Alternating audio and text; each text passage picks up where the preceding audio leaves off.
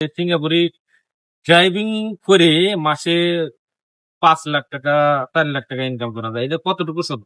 এটা পুরো মিথ্যা। লরি চালিয়ে 1.5 কোটি টাকা 2 কোটি টাকা ইনকাম করা যায়, এটা কি?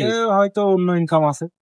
মানে বাংলাদেশি নাগরিক কি বর্তমান lorry driver, safety coordinator, safety supervisor Singapore available.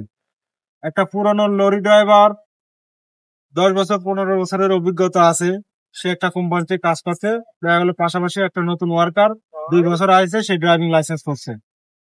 তখন সে যে বছরে পিন মারা শুরু করে, ও পুরনো ড্রাইভার, ওরে 2000 দিয়ে দরকার নাই, আমারে 1500 দিয়ে, আমি ড্রাইভারই তো, আমি লরি চালাই। তখন বসে চিন্তা করে যে কত তো ঠিকই, একই কাজ ড্রাইভারি করা, তো ওর দিয়ে 2000 1500 টাকা করে দিচ্ছে, আমার 500 টাকা সেভ। তো এখন ড্রাইভার অনেক বেশি, এই কারণে পুরানো যারা অভিজ্ঞতা ড্রাইভার আছে তাদের সমস্যা।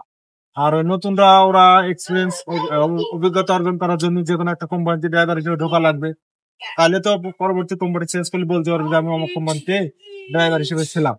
কারণ ওই এক্সপিরিয়েন্সটা নেওয়ার জন্য কম স্যালারিতে তারা রাজি। আপনাকে ধন্যবাদ ভাই।